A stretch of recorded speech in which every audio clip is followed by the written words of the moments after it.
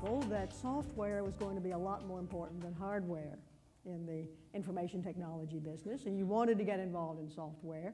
You didn't want to start anything from scratch as you did university computing, so you decided to buy some young ventures.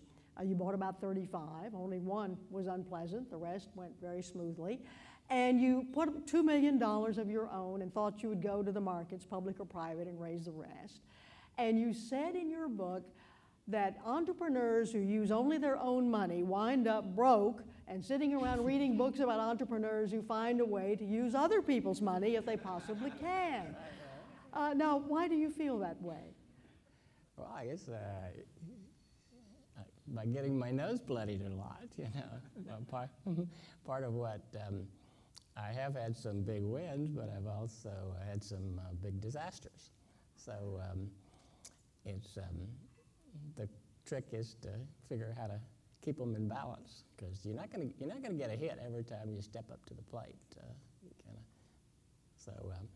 If you're using other people's money, then you might turn your home run into a single, but if you never get on base, then you're never going to get home. But you did pretty well with Sterling. You split it into Sterling Commercial and Sterling Software. And Sterling Commercial, I think you sold to AT&T for $4 billion. Sterling Software to computer, what is it, American Computing, for $4 billion. $8 billion from $2 million invested. That's not bad. Yeah. It's not bad. Yeah. Well, it's, you know, a few years of hard work.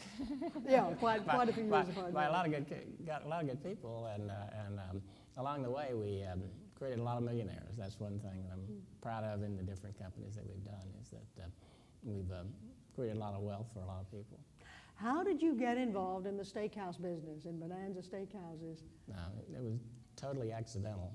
It was not planned the way that Hassan teaches in his business school, that you're supposed to make these plans, you know, and then go execute them now. What happened was there was a guy named Jerry who had helped me on the fifth and fifth guy who gave you that financial guarantee for UCC. Right. It was a vital part of these other steps from Sun Oil Company in Texas. I had to have all these other pieces, but for the beady-eyed banker, I still needed a guarantee.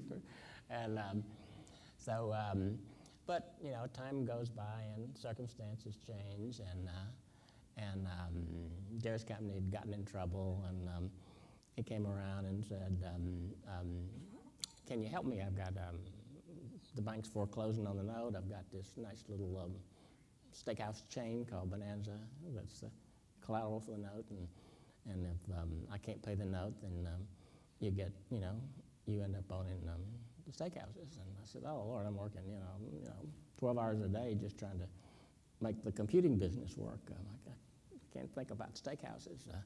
I can't do that." So, but I went home and I slept on it, so next day I went back and said, "I owe you. Show me the note. I'm going to sign it." You know, so I signed it and forgot about it. 6 months later, the bank says, "Pay the note."